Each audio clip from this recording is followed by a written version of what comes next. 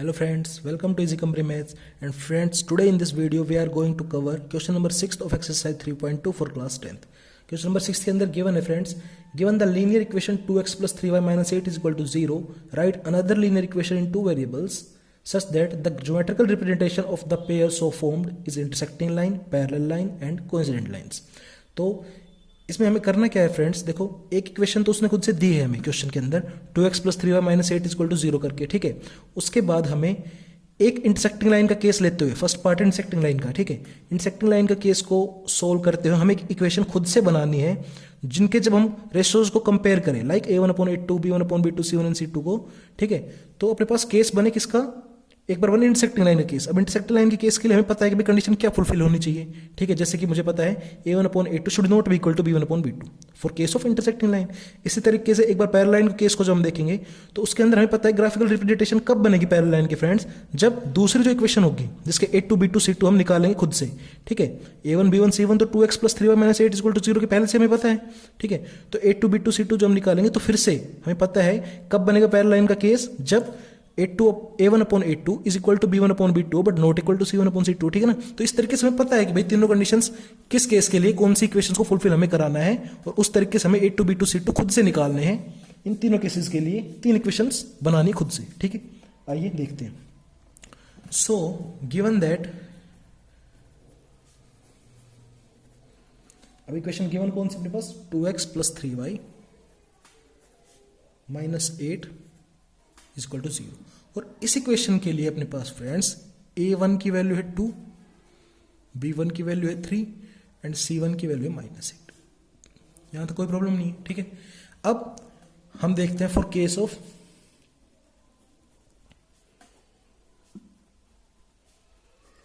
Intersecting lines.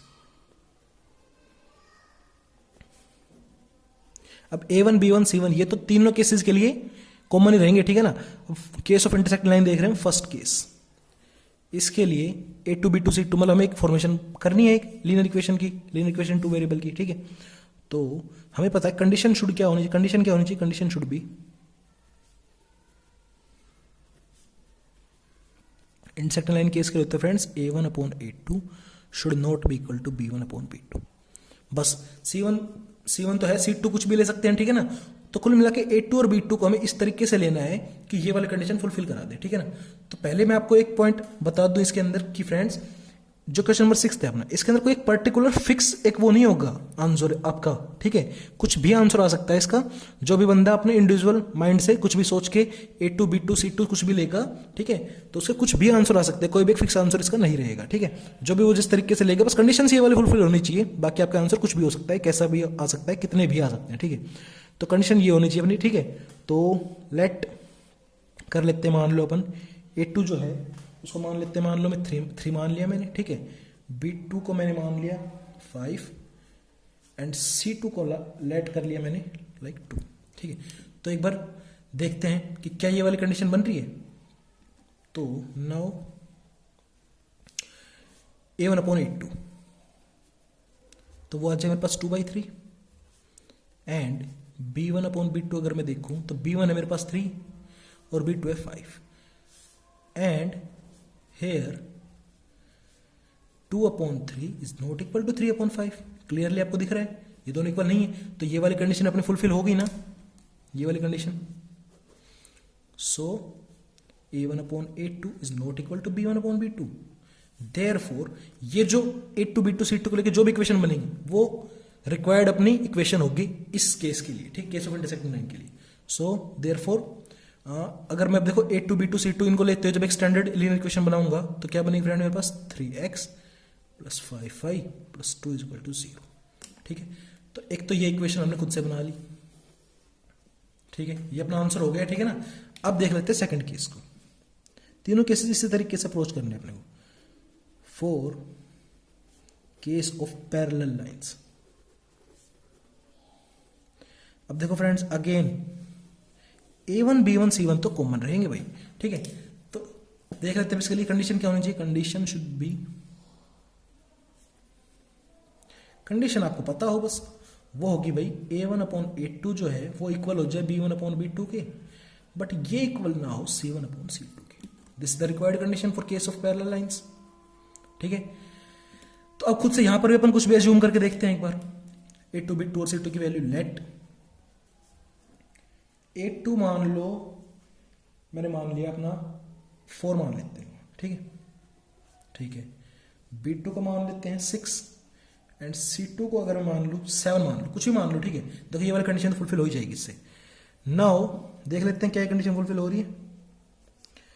A1 upon A2 एक बार मैं देखूं तो A1 की वैल्यू है 2 और A2 की वैल्यू है 4।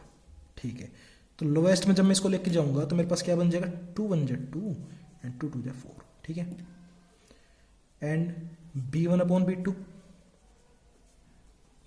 B1 है अपना भाई 3 एंड B2 है 6। इससे भी फ्रेंड जब मैं लोएस्ट में लेके जाऊंगा तो मेरे पास 1 अपॉन 2 आ गया और C1 upon C2 and C1 upon C2। तो C1 है अपना -8। देखो ये A2 B2 C2 थे इस केस ऑफ इंटरसेक्टिंग लाइन के लिए। फिलहाल जो A2 B2 C2 की बात कर रहा हूं वो केस ऑफ पैरेलल लाइन की बात कर रहा हूं। ठीक है, तो ये वाला C2 लेना आपकी बार 7 वाला। ठीक है, एज हेयर अब देखो 1 upon 2 is equal to 1 upon 2 but not equal to -8 upon 7। ठीक है, ये दोनों तो इक्वल है बट -8 अपॉन 7 की इक्वल नहीं है। सो ये वाली कंडीशन में फुलफिल हो रही है ना। देयरफॉर जब ये वाली कंडीशन फुलफिल हो रही है तो A2 B2 C2 इनसे जो अपनी जो भी इक्वेशन बनेगी वो एक रिक्वायर्ड इक्वेशन है केस ऑफ पैरेलल लाइन के लिए। ठीक है, देयरफॉर क्या इक्वेशन बन गई देखो अपने पास 4x plus 6y plus 7 equal to 0। ये बन गई एक standard linear equation in 2 variables. तो ये एक आंसर हो गया इस केस के लिए। ठीक है, अब देखते हैं आपका थर्ड एंड लास्ट केस। हाँ जी फ्रेंड्स, तो थर्ड पार्ट देख रहे हैं अपने को। ठीक है, अच्छा फिर से मैंने आपको ताकि पन्ना ना पलटना पड़े इसलिए मैंने लिख दिया है कि ये इक्वेशन गिवन थी जिसके लिए A1 B1 C1 की वैल्यूज ये हैं। ठीक है, नाउ